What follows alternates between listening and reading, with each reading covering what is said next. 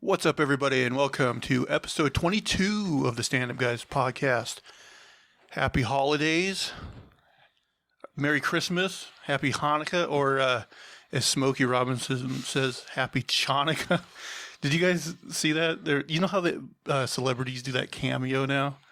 No. It's basically like you just have you pay these celebrities like to make a message for somebody you know. And he's like doing one for somebody. He's like, the person who set this up told me to wish you a happy Chanukah. I don't know what Chanukah is, but have a happy one. Anyway, I'm your festive host for this podcast, the incomparable Zach Jones, alongside the Fred Claus to my Santa Claus, Lester Jones. There's a Fred Claus? Well, that's, of course, based on the holiday classic Fred Claus with Vince Vaughn. Oh. As he plays Santa Claus's brother, Fred. That sounds like an appropriate role for him. He was the straight man, right? Santa Claus was somebody funny? I want to say Santa Claus was... It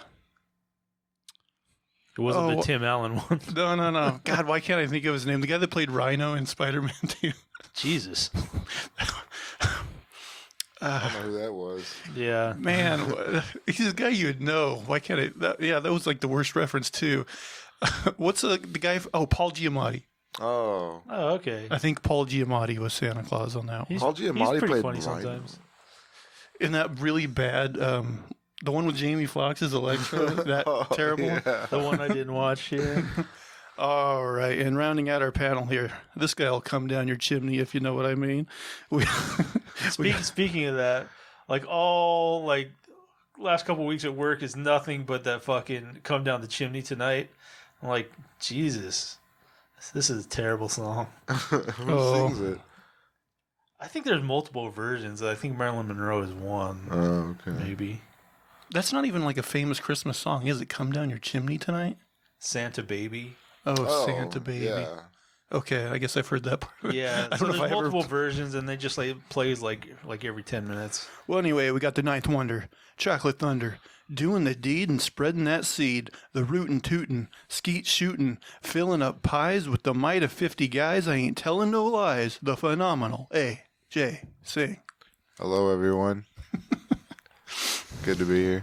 Now, also speaking of this same topic, we just found out just before this podcast earlier today, you didn't notice until today that there's a lyric in the Ghostbusters song that says "Busted makes me feel good." I was pretty surprised by that. Busted makes me feel good. I'm like, how do you go this long without hearing that lyric? I don't know, man. I was too busy doing the chorus, I guess.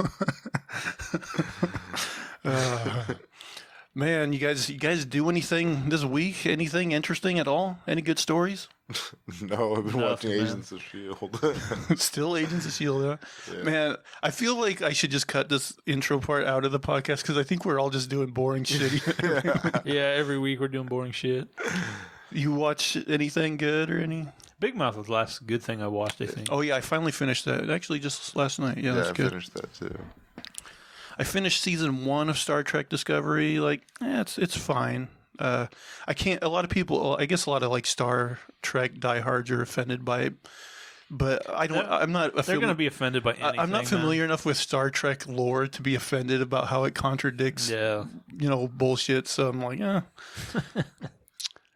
A few days ago, I did revisit one of my favorite movies, L.A. Confidential. Man, great movie. Never seen it. Oh man, so good. Well, all right. We'll skip to the meat of the show. AJ, as tradition dictates, we'll start with you. All right. I thought this was an interesting topic. 13 common foods that could secretly contain insects. If the food you thought of eat, or if the thought of eating bugs makes you squirm, you have some bad news. You have probably been chowing down on these many-legged creatures for a long time. Oh, yeah.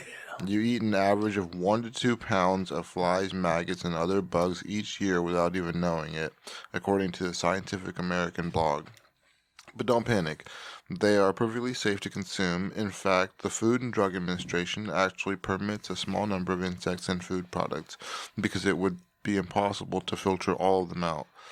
read on, and there's like 100 products, but they just list like 13. So let me see here. Where are the products? Okay, so chocolate. So a chocolate bar, a 4.4 ounce chocolate bar may have up to 74 insect fragments. That means that chocolate lovers may be adding nearly 6,000 pieces of bugs to their diets each year. And pasta, there's 225 insect fragments per 225 grams of pasta. So 1-to-1 ratio. Wait, what? 1-to-1 ratio of what now? Of per gram of one part per gram. yeah, basically, literally 1 part per gram. Okay, let's see. I'm just trying to like pick and choose out here. Oh, coffee. You can have up to 140,000 insect fragments per year if you drink coffee. That's a good number. Yeah. Raisins. This one really freaked me out because I already look at raisins and think bugs, you know? Like, I'm already grossed out by them. But the 1 cup can have 35 fruit fly eggs and 10 whole insects. It seems like it'd be really easy to eat fruit fly eggs. Because, like, something sitting on the counter and, like, one day it has to have, like, 1,000,000 eggs and then the next day they all hatch. So if you would have eaten it, like, the day before, that was just, like, straight eggs. Yeah, you know what's the worst? Wine or alcohol. Oh, yeah, they love it. Yeah. They Wine, love vinegar, yeah, it sucks them in. it. Like, and that's now, today, in modern housing, you still get fruit flies in your wine. Imagine how it was like thousands of years ago when people, or like the Roman Empire when people were consuming wine all the time, but it was sitting out. Yeah, well, it's alcohol, so it'll kill bacteria. God, half their drink was with fruit flies. They were eating and drinking at the same time. Got that extra protein, you live longer. God, just mushy wine. Pretty much as long as I don't get like one of those ones where you like open a banana and there's a tarantula in there. Like I'm pretty chill with that. You ever see anything gross like that where it's just like the whole thing is moving and you're like, that's full of bugs? You're like, no. Not a fruit, no, but I'm not even really offended at the idea of eating trace amount of bugs, but the idea that you're probably eating like trace amounts of like mouse shit is much worse to me. Yeah, they can't get all the shit out of flour. Yeah. Yeah, so rat shit. I don't know. Yeah, bugs do gross me out. If I saw it, if I was like in in an Asian market where it was like a delicacy, I wouldn't be able to eat bugs. You know who it gets a lot is Roman. Like she's got a couple times like she really hates bugs and the idea of eating bugs, and like so there was one time where it came out that like the dye used in Starbucks, like strawberry or something, was ground up bugs. Yeah, like that's where the food coloring came from. Like ants or something. I forget what it. I want to say it was like a beetle, but I don't remember. Some ground up insect. Yeah, it was in the food dye. And then we have a specialty ice cream shop called Salt and Straw here in Portland. And so we went there and they had like all these Halloween flavors, and one of them was like something random, like worms or something, and she thought it was like a joke, and she tried the test flavor without talking to him, and it was like it had mealworms in it. So she ate some of that. It was it mealworms or grasshoppers? It was something like that. Something like that, yeah. Yeah, she was pretty out of sorts. That's true for somebody who hates bugs so much. How does she consume them so easily? I've never eaten them, but I know there's places where you can get like chocolate covered ants and chocolate covered grasshoppers, things like that. I figure ant can't be that much. Yeah, I mean they're so small. I don't think that would bother me. Yeah, I've eaten ants as a kid. That sounds like a story. Dumbass. I don't remember them tasting like anything, so yeah, I guess. I've heard a couple times on TV where someone said they taste kind of maybe a little lemony, but that's like Bear Grylls and somebody else. Yeah, I don't know. Bear Grylls like he eats some fucked up nasty shit, man. I mean, generally, as long as it's not a poisonous bug, I think they're good for you. They're just protein, basically. And they're more protein. I think I'd be willing to try one of those like mealworm tacos. Man, that doesn't sound good. Yeah. Like I could try it. That sounds horrible. I mean, a lot of people eat it. Like part of me is like, maybe it's got to be good. Like somebody, they know the secret. Like, is it like a South American thing that people eat? Yeah, they'll like fry them up and like that'll be the meat in the taco. Oh, wow. Man, the worst one, our mom was once eating chips in the dark, and she bit into one, and she bit into a stink bug. Oh, yeah. Oh, That's got to be nasty. Yeah, that one, that would be bad. Did someone else in our family, they like, there was like a bee in their soda or something, they got stung in the mouth? Possibly. I'm sure that happens to people. Yeah. a living bee? Yeah. Dang. Yeah, that'd be pretty awful. But I'm more so that stink bug. Like, how did? Like she said, she bit into it. It was just like, I mean, they're so Awful. bad where we're from. They get they get everywhere. And yeah, you got into this bag of chips, and she went and ate one, and it had a stink bug on it. She bit right into it. Oh, okay. yeah. There's certain seasons, certain years that are really bad up there. Especially like if it's a bad fire year and there's a lot of smoke. Yeah, they get driven. They get driven inward, and yeah, it's usually like August, September. They come in and they're really bad. Okay. Yeah. I think when we're kids and stuff, we when I was a kid, like a toddler, I heard that I like picked up like roaches and ate them off the ground in Texas. a roach is pretty disgusting. That is juicy. Yeah, you never know where a fucking roach has been. Yeah. Yeah, man, you were like a brave kid, fucking eating ants and roaches. That's just like stupid. that's a kid with no supervision. Yeah. It's like, just munching on bugs. You imagine how horrified you'd be if you like caught your kid just eating a bug. Cockroach. How do you even catch one? No, they Fuckers were are dead. fast. Oh, ew, that's Ew, that's gross. Even I mean, more it's dead. gross either way, really. But You got a little gross. It's like, no, he was dead. I found him. Hopefully, natural causes. was there anything else interesting to that story, or? Just bugs we eat. Okay. Well, I guess it's manifesto round one then. All right, guys. $600 stimulus. Money. How you guys feeling? I feel good that it's not nothing, but I heard that Trump denied it, and he's trying to get $2,000. Yeah, you'd said something about he'd tweeted that he was going to veto. Yeah, I it or just something. saw a Twitter post. I guess I think there's a video that goes along with it too, but I didn't have time to really look at it. But yeah, it said that he said he'll veto it because he doesn't think it's enough or something. Trying to curry favor with people, I guess. Well, the thing is, like, I even saw like AOC had tweeted like, "Oh, they're gonna have the bill on the floor today and like vote for it."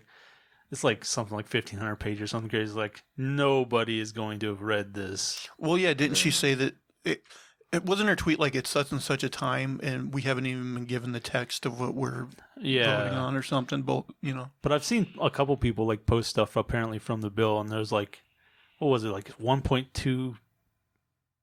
What is it, trillion? I thought it was like 900 billion or something. A billion, yeah. So it was like 1.2 of that was going to the Egyptian army. There was like something in there for like 4.5 million for former presidents, What? like staff and stuff. And I was like, what the? Just like, yeah, I don't know. Yeah, that seems like they're squeezing in a bunch of crap.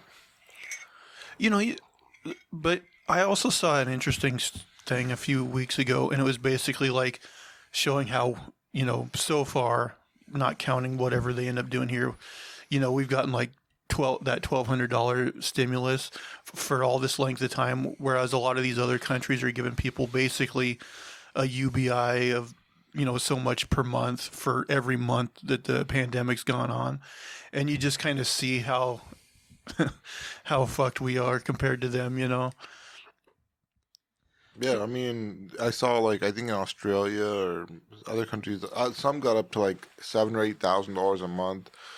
Some got like $4,000 a month. Yeah, we got like $1,200 for like several months. Yeah, and like some places were basically giving people like 80% of what they would have made at work, And you can argue like maybe it should be more, maybe it should be less, but for people in America, like I'm lucky because I've been able to work through most of the pandemic, but for people that lost their job for the whole thing, to have them live on, $1,200 plus, $500 per kid or whatever for all these months. And it's not like at that same time, it's not like there was a moratorium on them, paying their rent or their mortgages. So, I mean, I don't know. Like, this is another thing I saw is like the amount of people that are now like, underwater with their mortgages is like crazy. Like, yeah, that's not surprising at all. Like, yeah, but it's like I saw someone like put like depression era shit. It's bad. It's really bad. They're on average, I think people are like over $5,000 behind on their rent and mortgage. Yeah, it's really, really crazy bad. And what's going to happen with that? Is the housing market just going to totally crash because people aren't able to pay it? Well, I mean, partially, but also, I mean, I had a banker friend. It's been about a year. I haven't seen him in a while, but he said basically after the last housing crash, they went back to just making a shitload of bad loans again. So it's like the same crap is still going on. Yeah, I believe that. I mean, the housing prices have gone up like extraordinarily, like here in Portland. Yeah, sure. Prices here definitely feel like bubble territory. But when things get tight, what happens is, all these families that can't afford to be separated, they start moving in together. So then you get this big kind of vacuum, and then prices start falling. So I would expect housing to go down. I don't know if we've seen any of that really, at least not here. I don't know. It's funny you mention that because maybe I'm wrong about this, but just it seems like it's much more common these days for like, kids to still be living with their parents and even sometimes grandparents than it was like in previous generations. I mean, it depends. We definitely went through a time where it wasn't, but I mean, if you look back at probably Depression times, I bet a lot of people were. Well, yeah, I'm sure Depression times there were, but it's bad that we're seemingly taking going back to that. Yeah, it's hard to live alone. Like getting the pay like maybe 20, 30 years ago, you could do that, live alone. Yeah, I mean, unless you have a pretty decent job, it'd be tricky. Like right now, if I wasn't splitting rent, it'd probably be like I couldn't do it with my job. I don't think. Yeah, I couldn't do it with the job I'm at either. I'd have to go somewhere cheaper. Yeah, Portland is also expensive, but yeah, it's not cheap.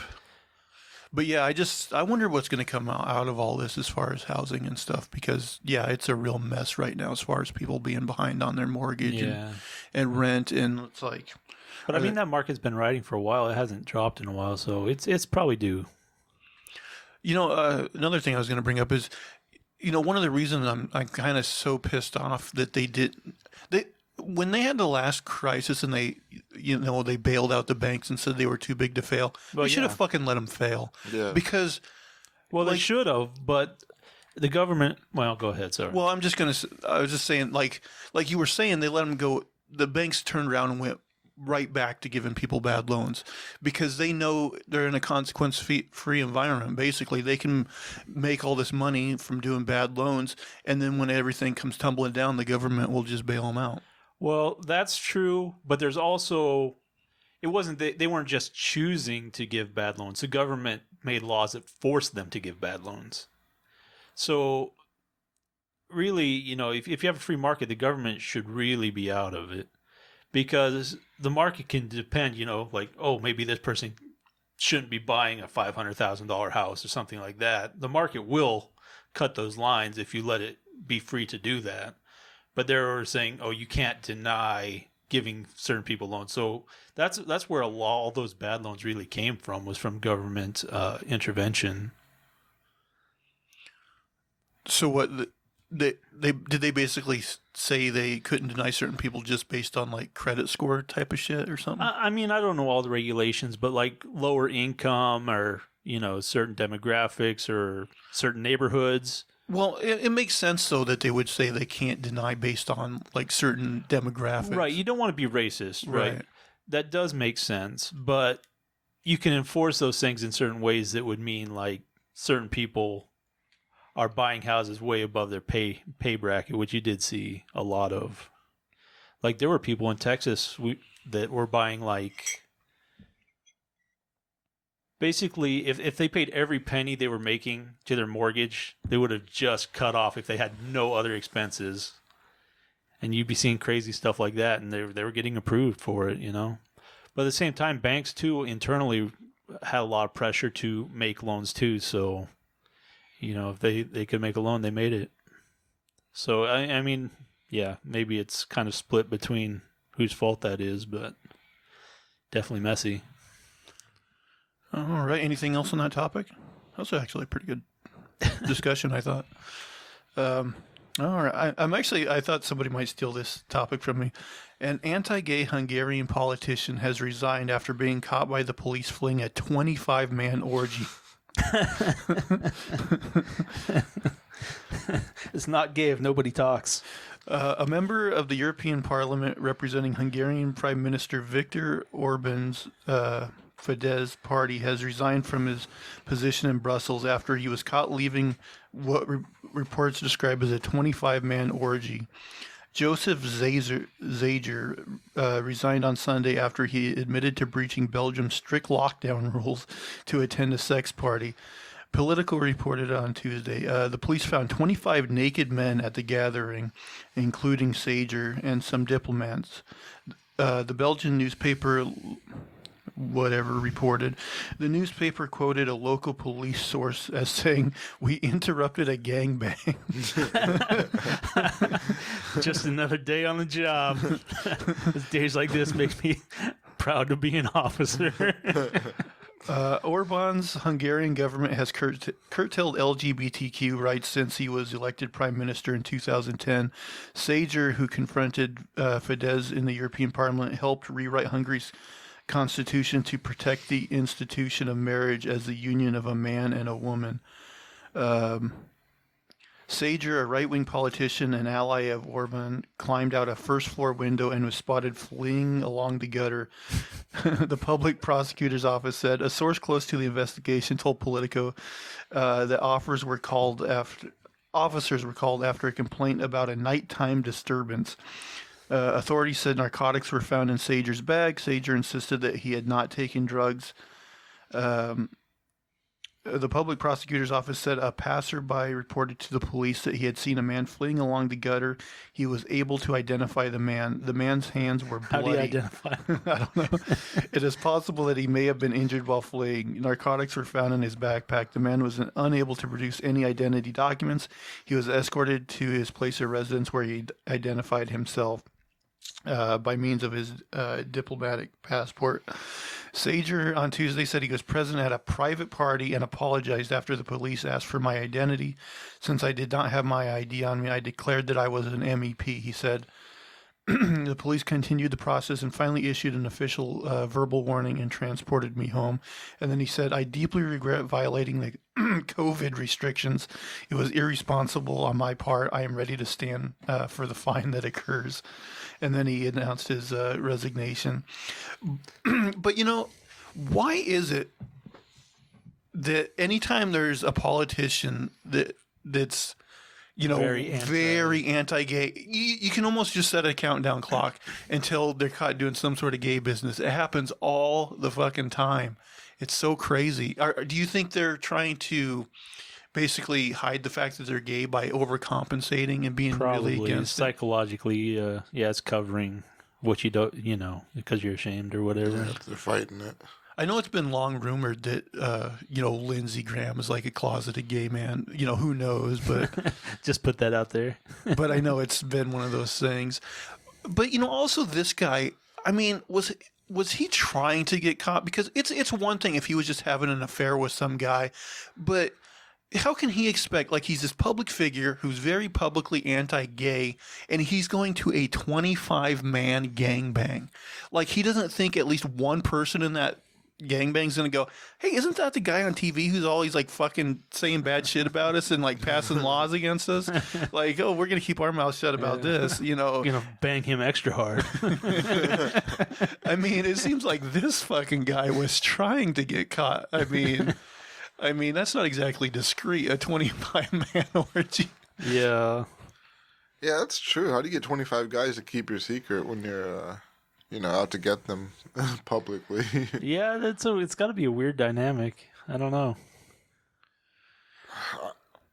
I commend him, kind of. I mean, the balls on this guy to, like, do what he did. I mean, all these right-wingers who, like, take their stand and then go out and do something so public.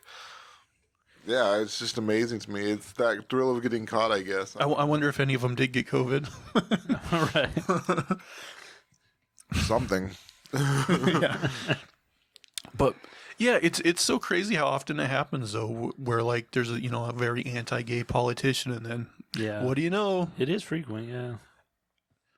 It happens a lot. I think like I think that's psychological, like you said, like going the other direction, going too far as like a cover, because you'll even like like pedophiles or rapists. There's a lot of cases where they're like very kind of vocal and very like try to be what do they call that, like kind of pristine in the public eye. They're very charitable. They give all this mouth work to doing good or something, and then you're like, oh wait, Bill Cosby was a rapist. Yeah. But yeah, so it's kind of an interesting thing. Maybe that's kind of something to watch out for, actually. It's like a smoke screen. Yeah. So. But yeah, I thought that was a funny story. But AJ, I'll pass it back to you. All right. Parents lose lawsuit over destruction of son's porn stash. A man who sued his parents for getting rid of his pornography collection won a lawsuit in Western Michigan and can seek compensation. U.S. District Judge Paul Maloney ruled in favor of David Working, who said his parents had no right to throw out his collection. He lived at their Grand Haven home for 10 months after a divorce before moving to Muncie, Indiana. Working said boxes of films and magazines worth an estimated $29,000 were missing. Doubtful. There is no question that the destroyed property was David's property, Maloney said Monday. Defendants repeatedly admitted that they destroyed... Had his DNA all over it. They admitted they destroyed the property. Working's parents said that they had a right to act as his landlords. Defendants do not cite any statute or case law to support their assertion that landlords can destroy property that they dislike. Maloney told both sides to file briefs on the financial value of the collection. The court does not intend to hold an evidentiary hearing. So, yeah. This guy's... The thing is, like, I want to say, like, porn is like a car. Like, once you take it off the lot, it loses a lot of value. Yeah, I agree with like, that. yeah, I paid $60 from this. I'll give you a quarter. I do wonder though, like how much are like really old Playboys worth? If they're in good condition. There's a collector's market for Playboys. It'd be funny if you could get them graded like comic books. They probably do, man. Like, only a couple pages are stuck together. Yeah. Near mint. Except for this page with all this cum on it. Oh, man. It was a busy December. If it really was worth, like, if all of it was worth $29,000, I mean, that was a pretty extensive collection. Yeah, you figure, well, back in the day, it's probably like $50 a pop, say. Yeah, porn was expensive. So, yeah, there'd be, 20 tapes per 1,000. How much did he say? 28? But what all kind of porn was it? This was magazines and, like, video? Videos and magazines. Because if it's like VHS tapes, those aren't going to be worth shit. Not now, but they were.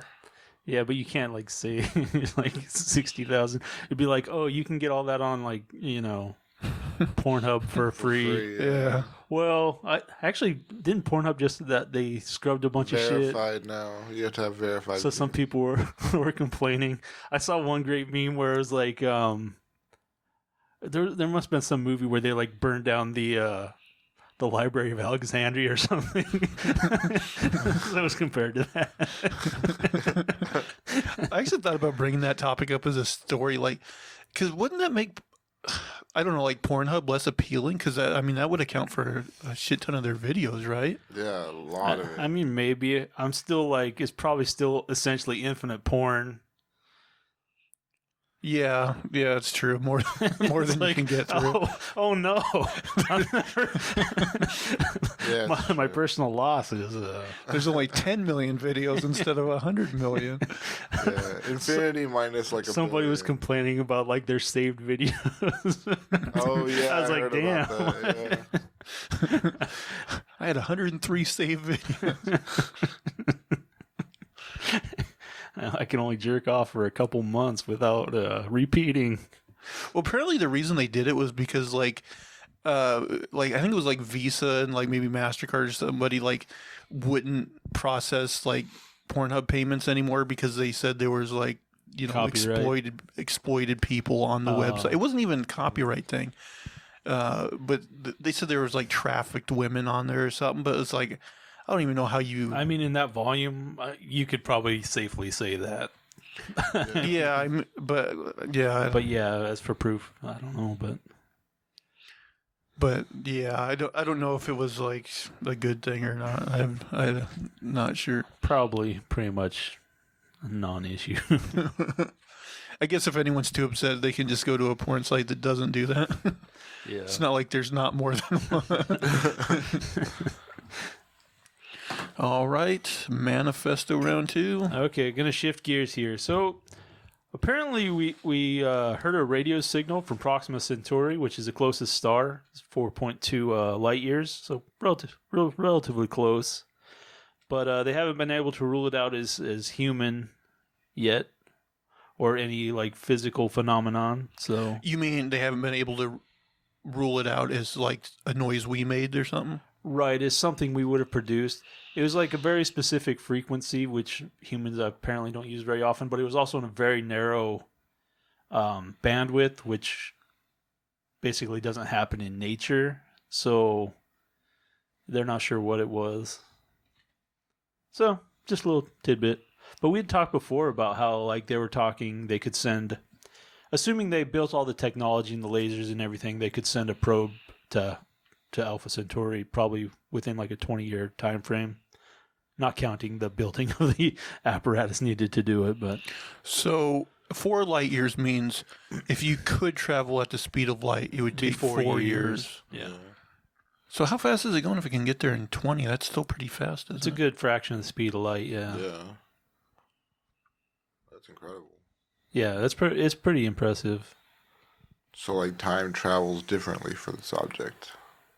Yeah, I mean, you'd be subject to relativity.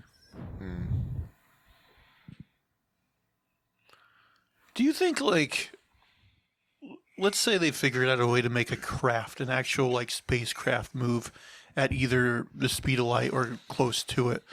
Is there a way you could safely transport organic beings in it? Well, I mean, it's all about acceleration. So as long as you didn't exceed a certain acceleration, yeah, you'd be fine. So as long as you gradually built up to that Yeah. speed and didn't stop too fast. Yeah, since we're human, ideally we probably want about 1G. It'd be probably good for us.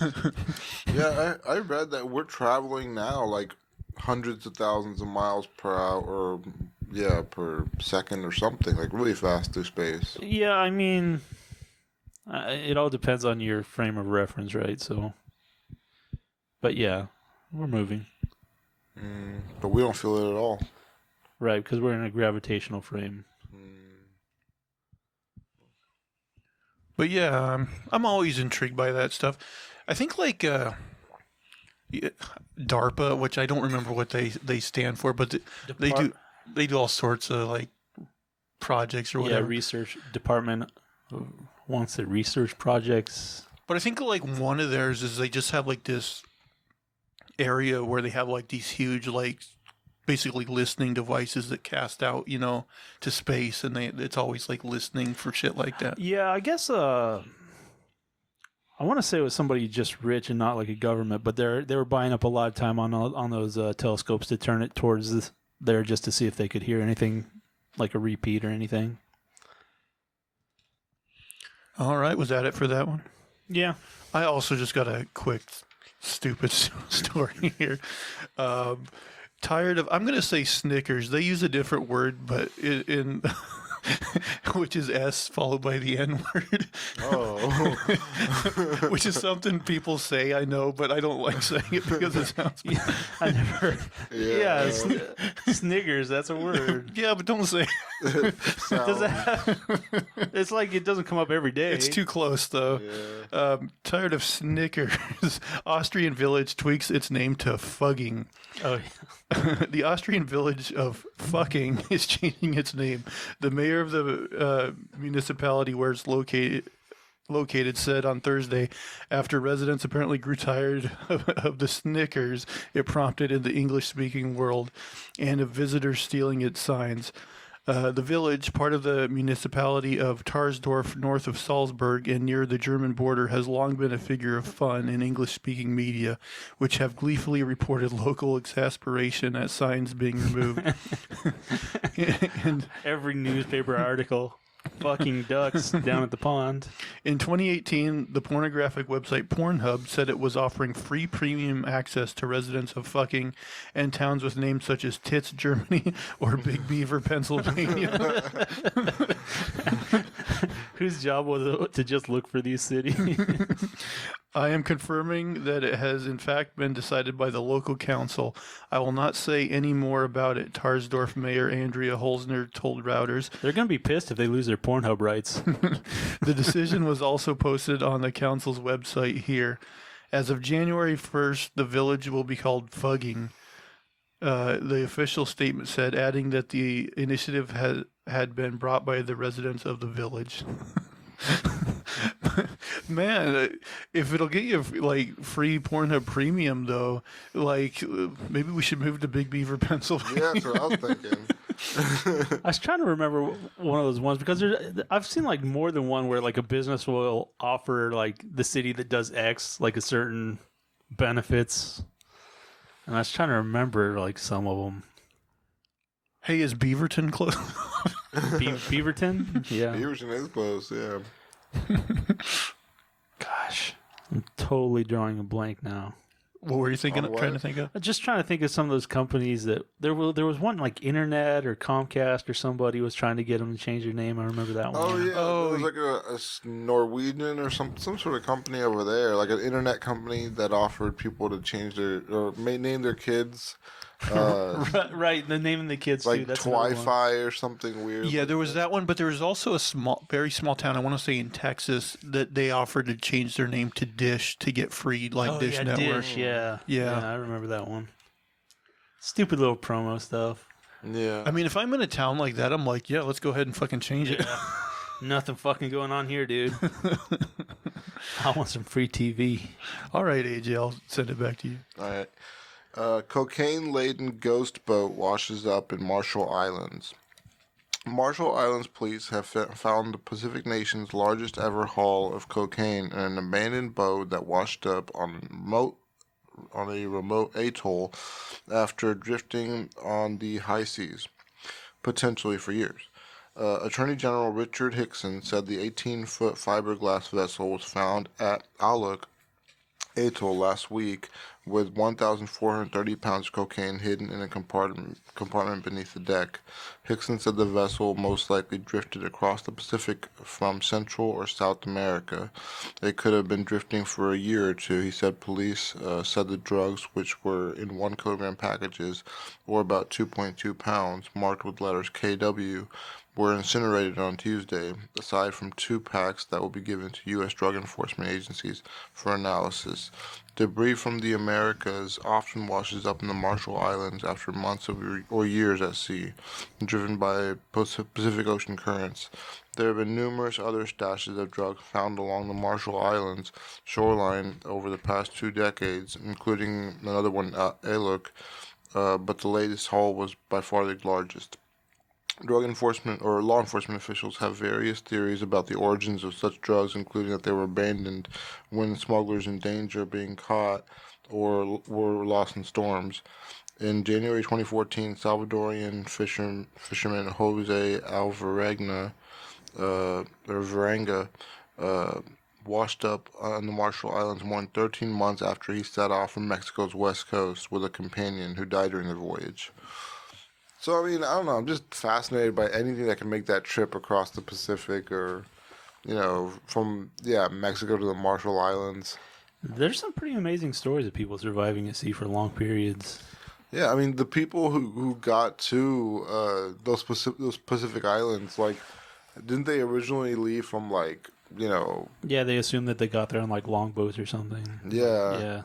I mean, to travel that distance in those storms and those kinds of conditions, and to insane. get to these tiny islands that are in the middle of the Pacific is just incredible. Man, maybe we should move to the Marshall Islands and just become scavengers. Yeah, right. Like one day our cocaine boat will come in. Our cocaine ship. There's just a bunch of cocaine ships. You just get one. I'm trying to remember a story. Recently I saw a story, and I'm forgetting, but like a couple like young guys like quit their jobs and went to look for a boat that sunk that apparently had cocaine on it. It's like a treasure hunt. Doesn't really work with cocaine. Well, I mean, I figure if it's wrapped up, you can bring it up and dry it out, or Yeah, but it's not like gold where you can be like, all right, I found gold, I mean, it's I mean, some of those are worth a lot. I don't know. Yeah, but now you have to get into... Then you have to go sell it. Yeah, you have to get in the illegal business of cocaine. Just have a lifetime supply of cocaine. Yeah, that's true. You could just be set for life. You still see those. Party. You still see those stories from time to time too, where somebody will find a message in a bottle that traveled like a really long distance. Yeah. Those I've seen stories where like somebody in South Africa will get a message in a bottle from somebody in like South America or North America. It's incredible. There was a story I think about a fisherman in Morocco who got a message from a girl in like New York or something. Yeah, it might be a lark to throw one in sometime. It says see like what happens. You up. Yeah, something completely stupid. Here's my Tinder profile. Your Venmo account. You just throw a bunch of bottles in the water. That might be a good idea, actually. Put like your Bitcoin account and a couple bucks in there. Yeah. Maybe it'd be worth like $1 billion when someone finds it. All right, I think we're ready for the old manifesto round 3. Already, man? Yeah. I've got a couple little tidbits that kind of tie together and one retraction, so as much as I like retracting things.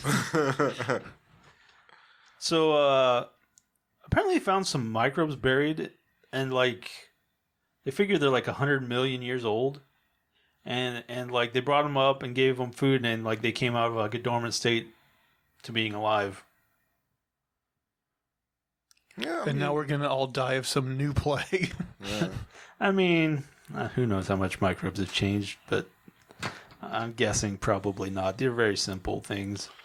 But yeah, I just thought that was crazy. But also, like the retraction part, I brought up that story about like 40,000-year-old worms or something that were brought up and came back to life. So there's some pretty heavy suspicion that sample was tainted. So that hasn't been peer reviewed yet, and it's probably not true. Okay. So cross that one off the old list. I'm just relieved that the guy that got rabies from blowing the dog hasn't been totally debunked. It hasn't been debunked yet. Yeah. Yeah, I couldn't find anything on that one. So another one, they took some core samples, like they always take ice and samples down in Antarctica. And so they got some sediment, probably 90 million years old, so before the dinosaurs went extinct. And apparently Antarctica had like conifers and ferns and flowers, and they found like all this evidence of this shit. So if the ice caps ever melt, maybe it'll be like Florida down there. I just saw a Twitter post that said, There's a research lab in Antarctica, and like 30 people there got COVID. Well, I mean, there's probably tight quarters with recirculated air, so probably one person comes in with it. Everybody gets a taste. Yeah, I'm sure they like know it's that guy. Yeah. Oh, you would think they'd test these people though, like before they got there. Yeah. Yeah, I mean, I don't know. You can probably be asymptomatic and not have any idea for a while. How do you? I mean, do people get to Antarctica mostly by ship, right? Like boat. Yeah, I'm assuming they would be shipped in. Yeah. I wonder how long that journey is. Like 2-3 days, I guess. Yeah, probably the closest place would probably be like The tip of Africa. Yeah, South Africa. South America. Yeah, I'm not sure. All right. Was that all for that one? Yeah, those two. Oh, actually, well, yeah, go ahead. Oh, you can go more. I don't care, but. Well, we talked about the worms, but then I was just like, there's another article that was talking about how like certain frogs can basically be frozen, and like they'll come out of it when thaw out. It's just crap like that. And there's like spiders and caterpillars and beetles and like certain creatures that can basically be frozen pretty much all the way. So if we can learn to splice our DNA with theirs, Right. cryogenics is possible. And So then, we just gotta have sex with frogs. and I'm alligators on it. don't freeze all the way, but they'll like stick their nose out when like a pond or something's freezing, and like the entire pond can freeze, and as long as their nose is out and they can get some oxygen, like they'll survive. And when it thaws out, they'll be fine. Hey, I was sold at sex with frogs. Sex with frogs. just like that Jurassic Park. If they could get that spontaneous sex changing, we could stop having these transgender issues. I don't know if I don't know if this is real, but I think I did hear about a guy trying to have sex with an alligator. And that was recent. Man, people will fuck anything.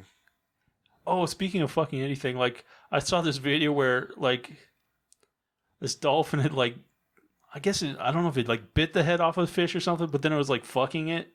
I was like, what the fuck? Dang. But yeah, apparently they'll like use other things to jerk off, basically. Bit his head off and then fucked it. Jeez, that dolphin's malicious. Yeah.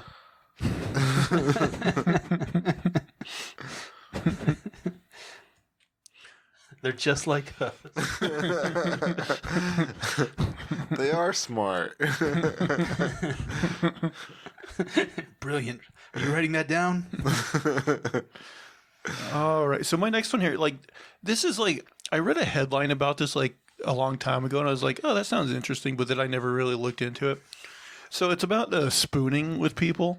And apparently, like, when you spoon with people, it actually releases like chemicals in your brain that make you feel good. Right, the oxytocin or whatever. Yeah. So this article is all about like the benefits of spooning. So yeah, the first one is it really releases oxytocin, affectionately known as the cuddle chemical or love hormone, and it's also said to apparently it also releases dopamine and serotonin. The hormone oxytocin can promote bonding and is associated with a number of other benefits, including pain and stress relief. Dopamine, meanwhile, appears through rewarding actions, and serotonin can help regulate everything from mood to appetite and sleep. So it also says spooning can help you sleep. If you have a hard time sleeping, some research suggests that oxytocin may play a beneficial role, especially for those with conditions like sleep apnea. It's not yet understood why or how, but worthwhile remembering nonetheless. It's relaxing. Spooning is said to help the nervous system relax and reduce blood pressure, allowing people to feel calm. And it increases intimacy. Sounds obvious, but lying close to your partner can enhance the bond, both physical and emotional, between you. Anyway, but I was more interested in like the oxytocin part. So I'm curious because you guys have both at times in your life been in like, you know, serious long-term relationships, and I imagine, you know, if some spooning went on. I was curious. Well, first of all, do you guys like spooning with a partner? And then also, now that you guys have been out of relationships for a while, do you think there's actually truth to this, like that you maybe were happier when you could regularly like spoon with somebody? So I'd say this, that the spooning is nice, but Forking is better. no. But it plays a close second to like cutting the head off a fish and fucking it. Well, dolphins are onto something.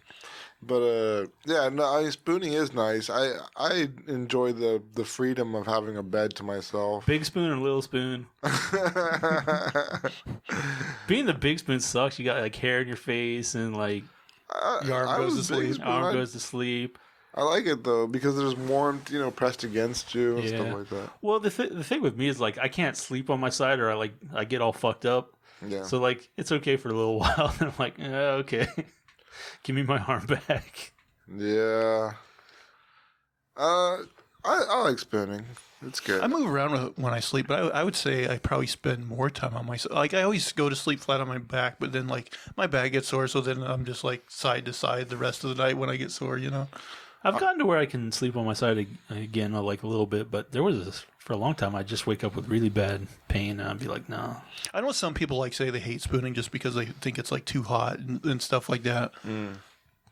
Yeah, I'm always looking for the cold side of the bed. Depends on the environment, I guess. Yeah. Yeah. But yeah, I just thought it was weird that like it actually, does, release the hormones in your head that make you like happy. And it was like, huh. I wonder like if it was enough to notice like a noticeable effect, I mean, we're designed to be social creatures. We're definitely keyed into that. So. Well, AJ, I'll send it back to you. All right. These are some short topics, so you can go through a couple of them if you want. Most boring show ever. If you're visiting Fukuoka, Japan on a budget, there's a hotel that has you covered. You can stay for a paltry 100 yen a night. That's about $1.20 Canadian. The catch is that visitors must agree to let the hotel live stream their stay on its YouTube channel. So far, more than 500,000 viewers have tuned in to watch strangers sip tea, read, and once watch a guest attempt to play Twister by himself. Don't worry, the bathroom is private. So yeah, there's a hotel. I mean, I would do that in a heartbeat. If they said $1.20 a night to stay here, Yeah. I would Sounds like a good deal, yeah. be set for life. Just walking around naked. Be like, Yeah. Sorry, guys. I live here now, and you all watch the Truman Show. Can I book a year? Yeah. I'd like to stay a year. I mean, basically, you could, like $200 or something to stay a year?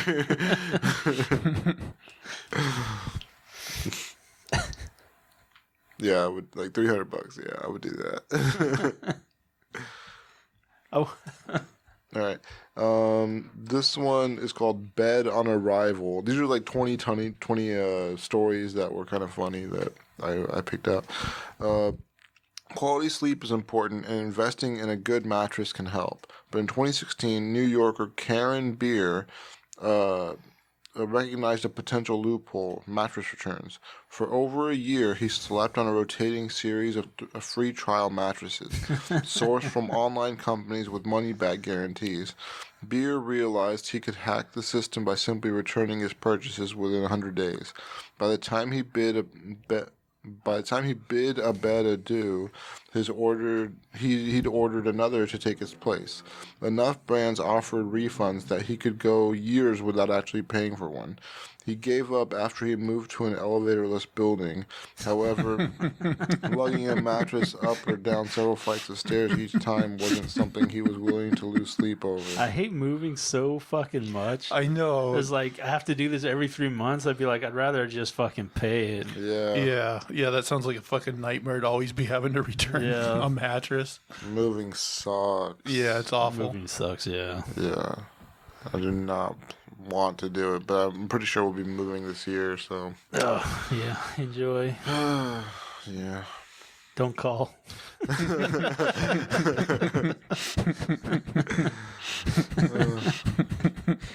I'm so sick of moving. Yeah, I'm sick of it. Yeah, those are a couple topics there. You got anything? I was kind of blanking because I was somewhere when you talk about that. I was thinking about this like gosh, I don't even know if it's a real story or like a short fiction story where like someone owned like an inn, but they like had secret passageways in the room and they were like killing people. I don't know. I hope that's fiction. I want to say it was like a real, but it was like back, like back in the day before things were more civilized. Yeah. But anyway, that's just a stupid side note. So have you guys heard that apparently like a big chunk of the drone market's coming out of China? Yeah, they're making like low quality drones though. Well, so here's what I heard, that they're making like a ton of these drones, but they're getting bought by like American companies and even like the US government. But then like a lot of the data that's recorded is processed back to like servers in China, and they're fairly certain that data is being given to the government. So it's basically like our government's buying a bunch of shit to spy on us. I was like, that doesn't seem great, It's not surprising though. It goes in line with everything. It's not surprising. I mean, like even like all our companies with huge data, like how many of them like give stuff to the government, like Google and even like sometimes I wonder like what do you even do with that much information? But we're getting better with it, I guess. So I don't know. Well, I heard an interview with Edward Snowden, and he was talking about, the stuff, he exposed. And he said it actually makes the intelligence jobs harder because then there's just so much more data to sift through and you don't, there's so much noise, like useless right, data. it's hard to pull anything out of it. Yeah. And then they're like sitting around just watching people. It just makes them less effective.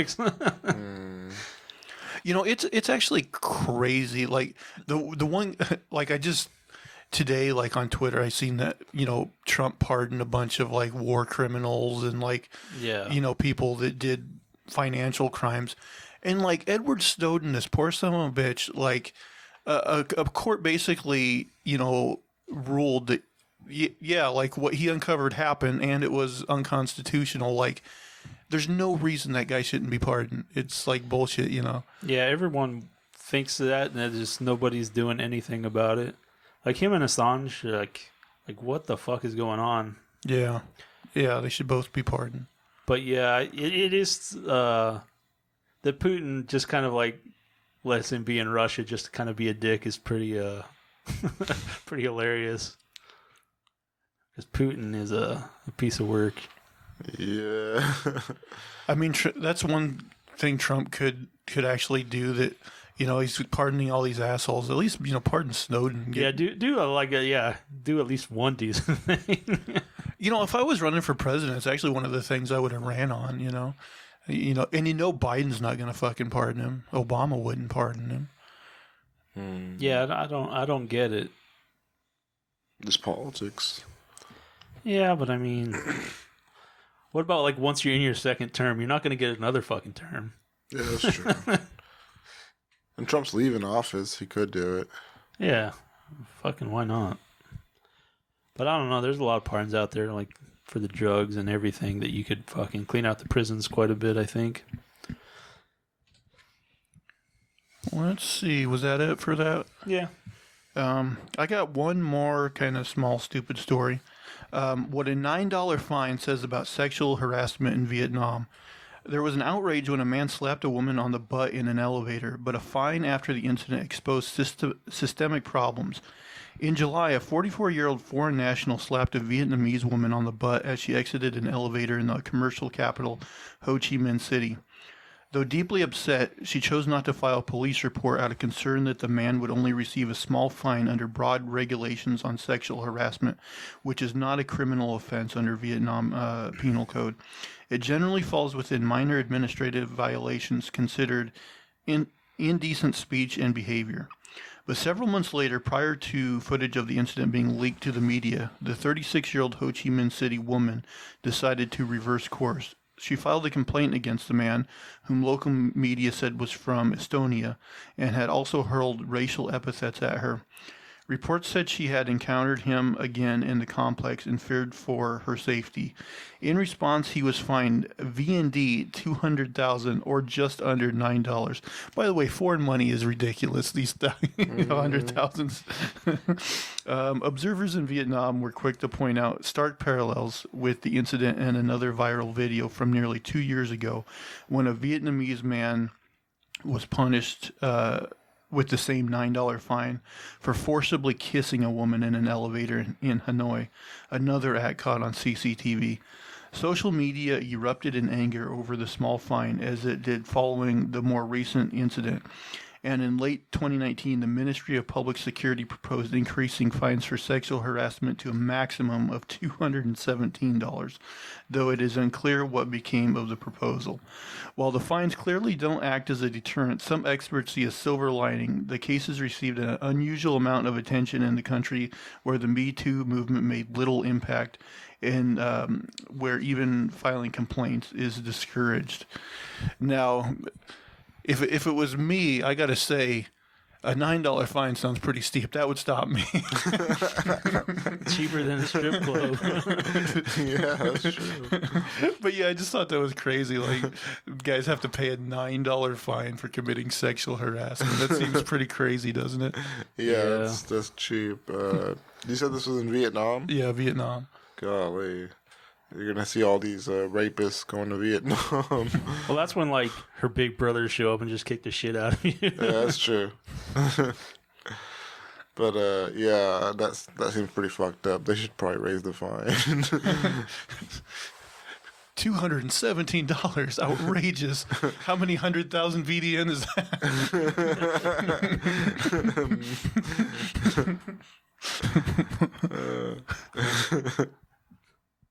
They keep printing up money like they are here. Maybe it won't be too long before we have the old 100,000. It is a weird $100,000 bill. But actually, what do you think? Like, I wonder what $9 American means to them in terms of buying power. Like, I have no idea. Generally, I think it does go further. Yeah. Yeah, you could probably eat a meal for like $4 over there, maybe. And I know in India, like if you go to like street food, you can get like some pretty good food for like $1. So yeah.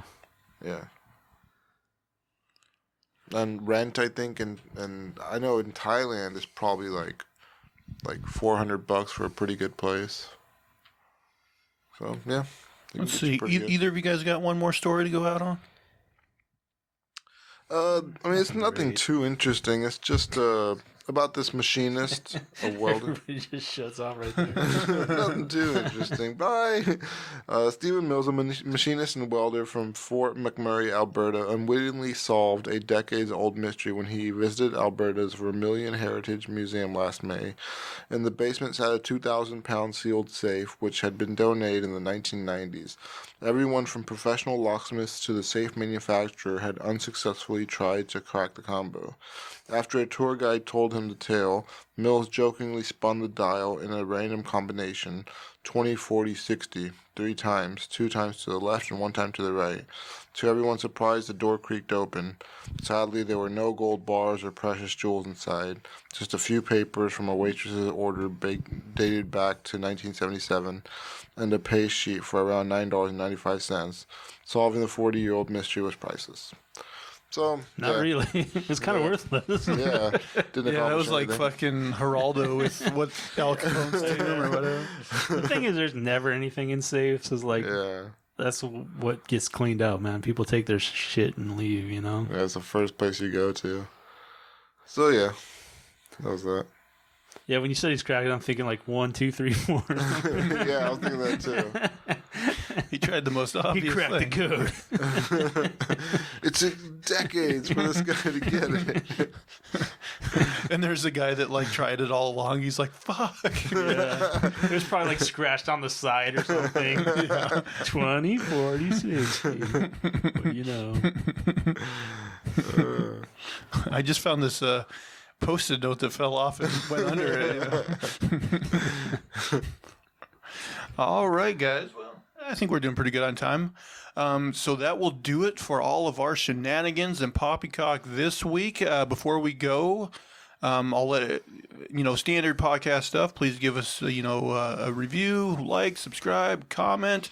And guys, where can people find you on the Twitter? A name for this too, and that's number 2. At Unsolicited SUG. And you can find me at Zach Jones Live. That's ZachJonesLive. All right, everybody. Thank you for listening this week. Please tune in again next week. Bye. Take care. Goodbye.